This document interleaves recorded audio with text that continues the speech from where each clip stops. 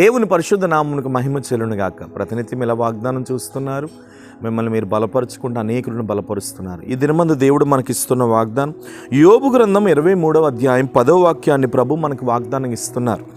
నేను నడుచు మార్గము ఆయనకు తెలియను, ఆయన నన్ను శోధించిన తరువాత నేను సువర్ణము వలె కనబడుదును. దేవునికి స్తోత్రం.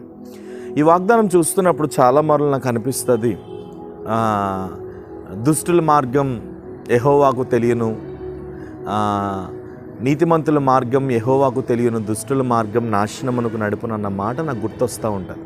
ఎందుకు అనంటే, నీ మార్గాలు ఎవ్వరు చూడలేదని నువ్వు అనుకుంటావు, కానీ నీ మార్గాలు ఎవరు చూసినా చూడకపోయినా ప్రభు చూస్తూనే ఉంటారు. మనకు తెలుసు ఈ విషయం. నన్ను ఎవరు చూడటం లేదు, నన్ను ఎవరూ గమనించట్లేదు అని అనుకోవడానికి లేదు నాన్న.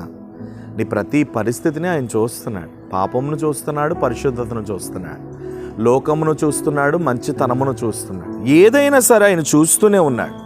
ఈ దినమందు ప్రభు నీతో అంటున్నటువంటి మాట ఏమిటంటే, నీవు నడుచు మార్గము ఆయనకు తెలుసు. నీవు నడుచు మార్గం ఆయనకు తెలుసు. నువ్వు వెళ్తున్న మార్గం ఆయనకు తెలుసు. నువ్వు ఏ దారి గుండా వెళ్తున్నావు, నువ్వు ఏ దారి గుండా ప్రయాణం చేస్తున్నావు, నువ్వు ఏం చేస్తున్నావు. నన్ను ఎవరు పట్టించుకోవట్లేదండి, నా కోసం ఎవరు ఆలోచించటం లేదండి, నా కోసం ఎవరు పట్టించుకోవటం లేదండి, నా కోసం ఎవరు జ్ఞాపకమే చేసుకోవటం లేదండి, నాకు ఎవరున్నారండి, నేను ఎందుకు బతకాలండి అని ఈ మాటలు చాలా మార్లు నువ్వు అంటూ ఉంటావు.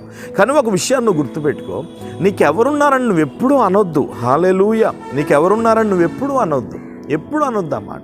నీకెవరున్నారంటావేంది? నీకు నీ ప్రభు లేడా?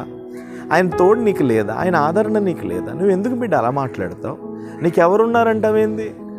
ఎందుకు నువ్వు అలా మాట్లాడుతున్నావు? అలా ఎప్పుడూ మాట్లాడొద్దు. నీకెవ్వరూ లేరని నువ్వు అనుకోవద్దు. నీ కొరకు ఉన్నాడు ఆయన. ఆయనే యేసయ్య. ఆయనే యేసయ్య. ఆయన నీ కొరకు ప్రాణం పెట్టాడు. కలువరి శిలువలో నీ కొరకు తన రక్తాన్ని కార్చాడు. ముండ్ల కిరీటాన్ని పెట్టించుకొని, చేతులకు మేకులు కొట్టించుకొని భయంకరంగా హింసను ఉందాడు. ఆయన అంటున్నాడు, నా బిడ్డ, ఈ బిడ్డ నా బిడ్డ, నా బిడ్డను పాపం నుండి విడిపించడానికి నేను భూలోకానికి దిగివచ్చి తన కొరకు ప్రాణం పెట్టాను అంటున్నాడు. కాబట్టి నీవు నడిచే మార్గం ఆయనకు 100% తెలుసు. మరి తెలిస్తే నాకు ఎందుకండి ఈ శోధన అంటావా? అదే అంటున్నాడు, శోధించబడిన తర్వాతే సువర్ణం వల్ల నేను దేవుడు మార్చబోతున్నాడు. దేవునికి స్తోత్రం. ఇప్పుడు చాలామంది బంగారమును కొనడానికి పోతున్నప్పుడు, ఆ బంగారం కొనేటప్పుడు వారి జీవితాల్లో ఒక విషయం గుర్తుపెట్టుకోవాలి. ఆ బంగారం ఒక వస్తువుగా మార్చబడాలంటే అది అగ్ని చేత కాల్చబడాలి, సుత్తితో కొట్టబడాలి, భయంకరంగా హింసించబడాలి. తర్వాతే కదా ఒక అందమైనటువంటి వస్తువుగా మార్చబడేది. నిన్ను దేవుడు కూడా ఒక బంగారముతో పోలుస్తున్నాడు. హల్లెలూయా. నువ్వు దేవునికి ఒక బంగారానివి. ఈ భూమి మీద ఉన్న బంగారం కంటే విలువైన వాడవి, విలువైన దానము నువ్వు దేవునికి. కాబట్టి ఆ విలువైన నిన్ను ఎప్పుడైనా సరే ఒక సువర్ణమైన పాత్రగా మార్చాలి అనంటే నల్లగొడతాడు, విర్రగొడతాడు, తన చేతిలో ఒక సాధనముగా వాడుకుంటాడు. ఆ కుమ్మరివాడు ఎలాగైతే ఆ పిండిని తొక్కుతున్నంతసేపు అది ఎంత ఫ్రెష్గా అయితే ఇదవుతూ ఉంటుందో అంత మంచి కుండగా మార్చబడుతుంది కదా. మీరు ఆలోచించండి ఒక్కసారి.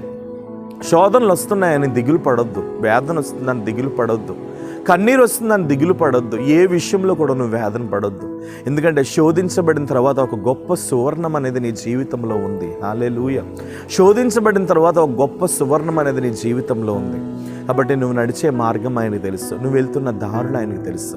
అధైర్యపడొద్దు. ఇది మొదలుకొని నీ ఆశీర్వాదం అనేకులకు తేటతెల్లగా కనబడబోతుంది. అలా దేవుడు నిన్ను ఆశీర్వదించబోతున్నాడు. ప్రేమ కలిగిన పరిశుద్ధ తండ్రి, ఎంతమంది అయితే ఈ వాగ్దానం చూస్తున్నారో, శోధించబడిన తర్వాత నేను సువర్ణముగా మార్చబడతాను, ఇదిగో నా దేవుడు నాకు తోడుగా ఉన్నాడు, నా దేవుడు నాకు అండగా ఉన్నాడని ఎంతమంది అయితే సంతోషిస్తున్నారో వారందరి జీవితములలో నీ వెలుగు ఉదయించునుగాక.